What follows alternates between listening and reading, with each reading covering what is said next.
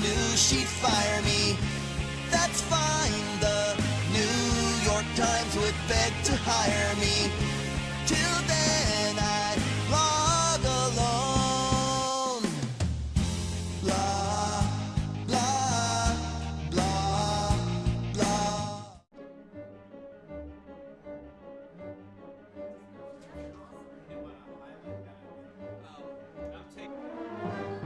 Republican incumbent and beat him 2-1, so was very successful and took office and wanted to bring out a transparency website.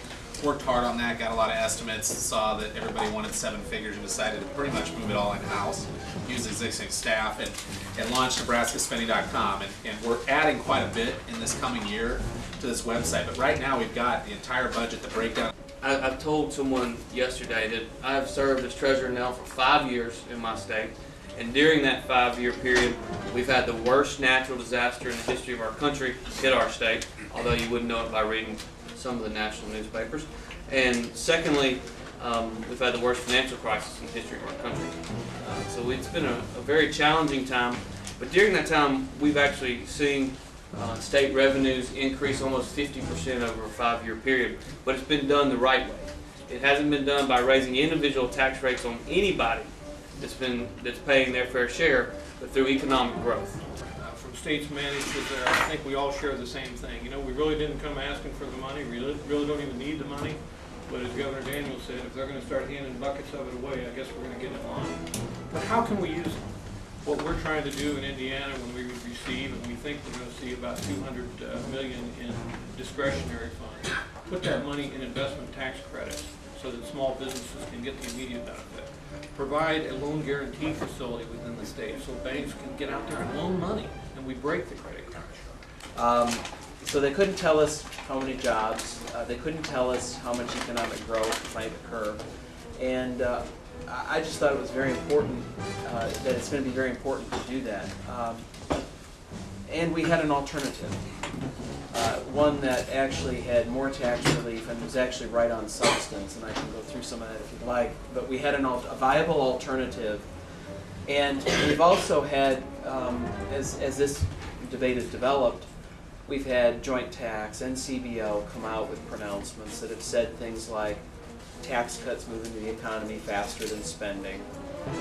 We've had CBO actually score their bill as to having less tax relief than we even thought. I think it's down to 22% tax relief, and I would even question what's left in the majority's bill is even tax relief. It's really transfer payments.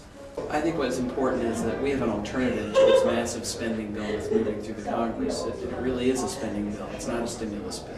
And what we've done is come up with a proposal that is more tax relief, literally for 100% of Americans, and that really creates twice the jobs with half the spending. So I think it's important that we have an alternative to what has been presented. It needs to be improved. We need to create jobs now, jumpstart the economy now. I've been here before, and it's an opportunity to really take our message directly to folks, and I think that's one of the reasons why we've gotten some of the support for our approach to this that we have, because we've got lots of hits on YouTube and communicating in a way that maybe traditionally hasn't been the way we've communicated some of these ideas.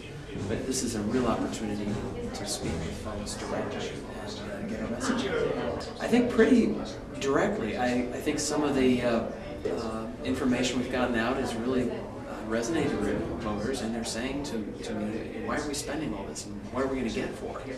Which is a legitimate question to ask. How many jobs are going to create? Will our economy grow? How fast? What are the estimates? This is $1 trillion package. This is the most expensive single piece of spending that has ever occurred in the history of our country. And so we need to get this right, and we don't necessarily need to spend this much. I think we can get value for less money by more emphasis on tax relief, really more emphasis on the kind of job-creating stimulus that will help our economy. Help people get to work and have them help grow our economy. Blah.